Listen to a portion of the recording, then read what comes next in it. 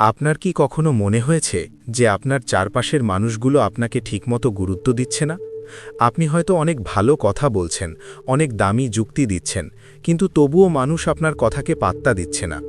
চাণক্য বলেছিলেন, গায়ের জোর দিয়ে কাউকে দিয়ে হয়তো কোনো কাজ করিয়ে নেওয়া যায়, কিন্তু তার মন জয় করা যায় না। আপনি যদি মানুষের মন জয় করতে না পারেন, তবে আপনি কোনোদিন প্রকৃত নেতা হতে পারবেন না। আজকের এই বিশেষ আলোচনায় আমরা চাণক্য নীতির সেই গোপন মনস্তাত্ত্বিক কৌশলগুলো শিখব, যা দিয়ে আপনি আপনার শত্রু, আপনার বন্ধু, আপনার বস বা সমাজের যে কোনো মানুষকে নিজের ব্যক্তিত্বের জালে আটকে ফেলতে পারবেন। এটি কোনো জাদু মন্ত্র নয়, এটি হলো চাণক্যের গভীর জীবন দর্শন এবং মানুষের মনস্তত্ত্বকে বোঝার এক অসাধারণ ক্ষমতা। চাণক্য নীতি অনুযায়ী একজন মানুষকে বশ করার প্রথম এবং প্রধান উপায় হল তাকে চেনা। তিনি বলেছিলেন, প্রতিটি মানুষের ভেতরে একটি আলাদা জগৎ আছে। কেউ অর্থের কাঙাল, কেউ সম্মানের কাঙাল, আবার কেউ কেবল মিথ্যে প্রশংসার কাঙাল। আপনি যদি একবার বুঝে যান যে সামনের মানুষটি ঠিক কিসের পেছনে ছুটছে, তবে তার নিয়ন্ত্রণ আপনার হাতে চলে আসবে।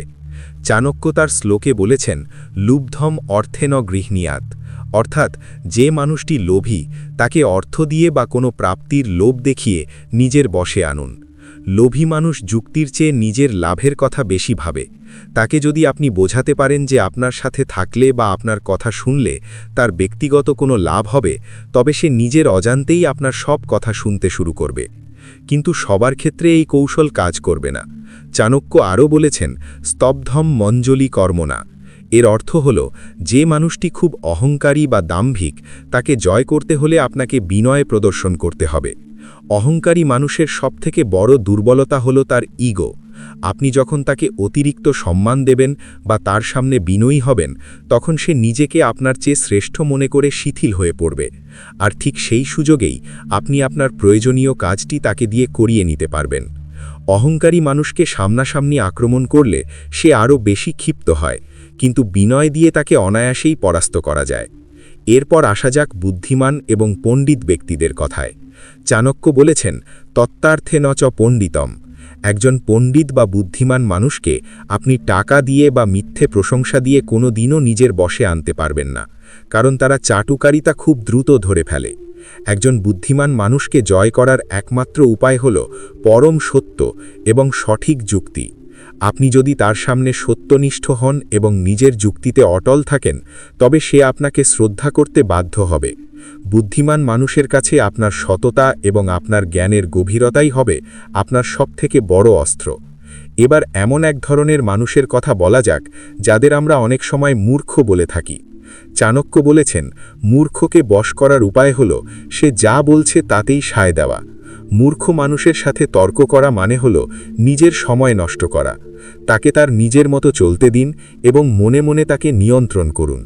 যখন সে দেখবে আপনি তার সব কাজে বাধা দিচ্ছেন না, তখন সে আপনাকে তার শুভাকাঙ্ক্ষী মনে করবে এবং আপনার ওপর নির্ভর করতে শুরু করবে। চাণক্য আরও একটি গভীর কৌশলের কথা বলেছেন, যা হল মানুষের মনস্তাত্ত্বিক পরীক্ষা। আপনি যখন কারো সাথে প্রথমবার কথা বলবেন, তখন তাকে কথা বলার সুযোগ দিন। আপনি নিজে যত কম কথা বলবেন, সামনের মানুষটি সম্পর্কে তত বেশি জানতে পারবেন। চাণক্য বিশ্বাস করতেন, মানুষের জিহ্বা হল তার সবথেকে বড় শত্রু। আপনি যখন নিজের পরিকল্পনা বা নিজের মনের কথা সবার সামনে বলে দেন, তখন আপনি আপনার নিয়ন্ত্রণ অন্যের হাতে দিয়ে দেন। কিন্তু যখন আপনি নীরব থাকেন, তখন আপনি হয়ে ওঠেন রহস্যময়। মানুষ তাকেই অনুসরণ করে এবং তাকেই ভয় পায়, যাকে সে পুরোপুরি বুঝতে পারে না। নিজের ব্যক্তিত্বে এক ধরনের গাম্ভীর্য বজায় রাখুন। আপনার উপস্থিতি যেন এমন হয়, যা কোনো ঘরে প্রবেশ করলে মানুষ নিজে থেকেই সোজা হয়ে দাঁড়ায়। চাণক্য মনে করতেন, একজন প্রভাবশালী ব্যক্তিত্বের পেছনে তার কর্ম এবং তার চরিত্রের পবিত্রতা থাকা জরুরি। আপনি যদি ভেতর থেকে দুর্বল হন এবং বাইরে শক্তি দেখান, তবে মানুষ তা ধরে ফেলবে। তাই আগে নিজেকে মানসিকভাবে শক্তিশালী করুন। নিজের লক্ষ্যকে পাথরের মতো শক্ত করুন। যখন মানুষ দেখবে যে আপনার সংকল্প টলানো সম্ভব নয়, তখন তারা এমনিতেই আপনার প্রতি শ্রদ্ধাশীল হবে। এই 30 মিনিটের প্রতিটি কথা যদি আপনি গভীরভাবে চিন্তা করেন, তবে দেখবেন আপনার চারপাশের পরিবেশ ধীরে ধীরে বদলাতে শুরু করেছে। মনে রাখবেন, চাণক্য নীতি শুধু অন্যকে নিয়ন্ত্রণ করার জন্য নয়, এটি নিজেকে নিয়ন্ত্রণ করার এক মহৌষধ।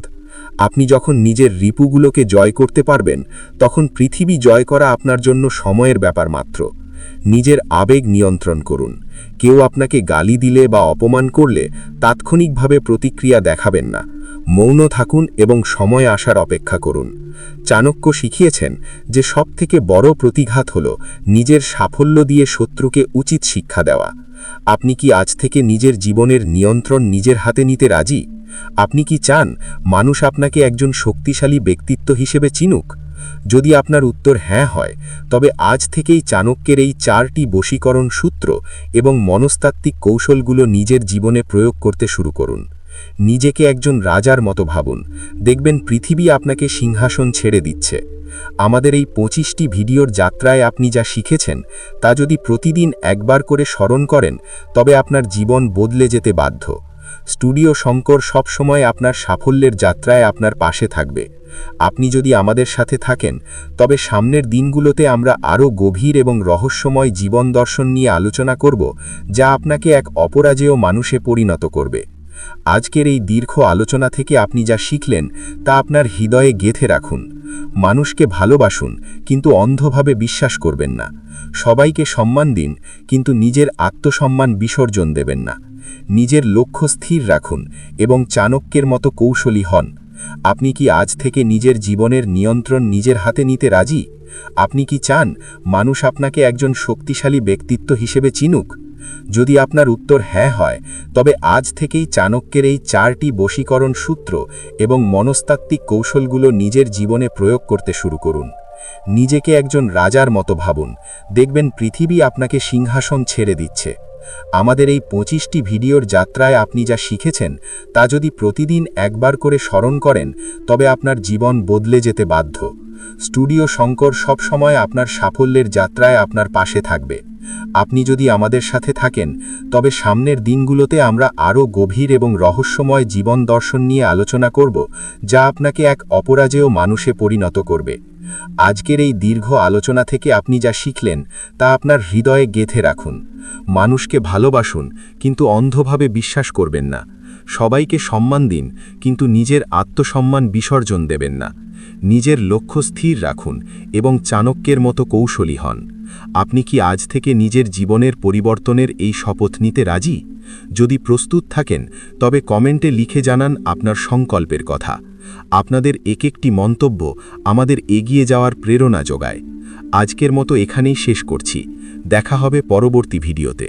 ভালো থাকুন, সুস্থ থাকুন এবং চাণক্য নীতির শক্তিতে নিজেকে গড়ে তুলুন।